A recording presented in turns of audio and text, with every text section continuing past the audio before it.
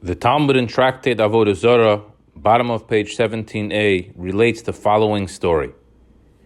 Two great rabbis, Rabbi Chanina and Rabbi Yonasan, went for a walk together. Along their stroll, they reached a fork in the road.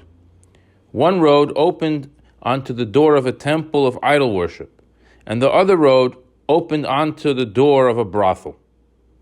One rabbi turns to his colleague and says, "Let us take the road that leads to the pagan church and not pass the brothel, for the temptation to serve foreign gods has been eliminated."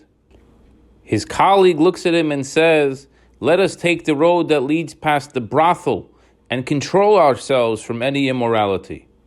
This way we will receive reward for reining in an unholy temptation." They end up following the advice of the second sage. They took the road that passes the brothel and successfully controlled any desires they may have had. When thinking about this story, something seems to be off. The initial hesitation and doubt about which road to take makes it seem like they had two terrible options to choose from, and now they must decide from a Jewish perspective which is the worst of the two evils. Is it the brothel or the church? But if, as the Talmud says, the temptation to serve idols had already been eliminated, then what is the question to begin with?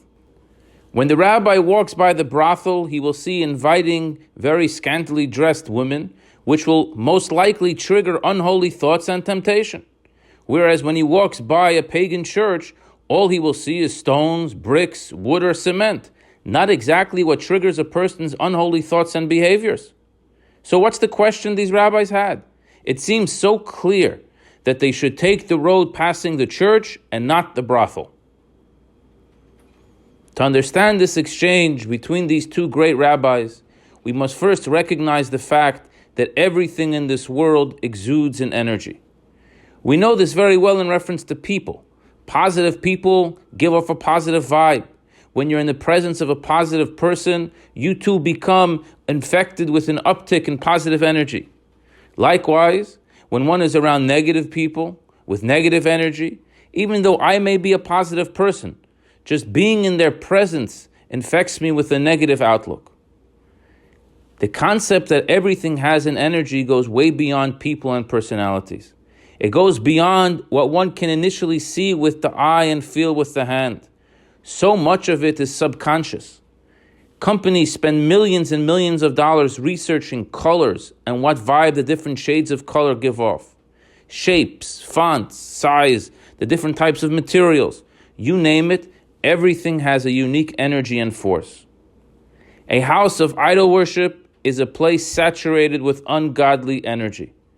It is a residence for forces that oppose the fact that Hashem Echad, there is only one God.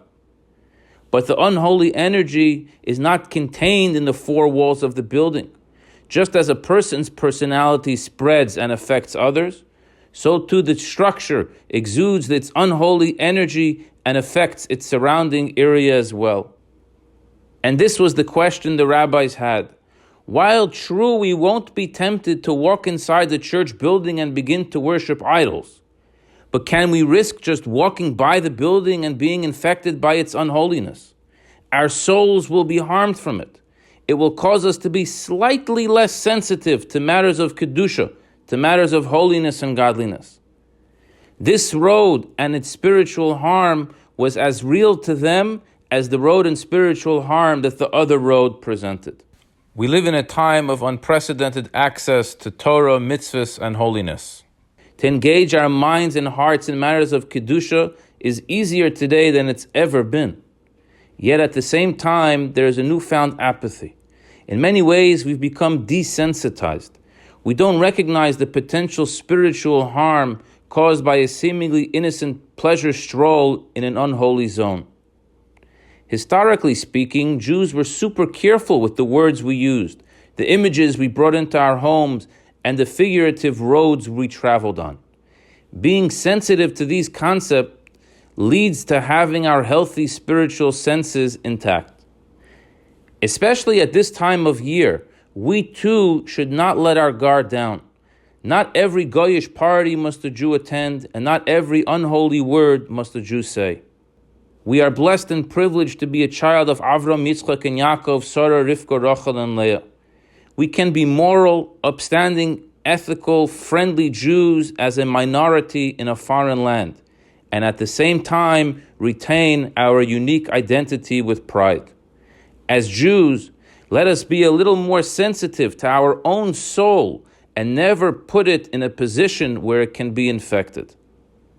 May Hashem bless you with good health, materially and spiritually. Good Shabbos.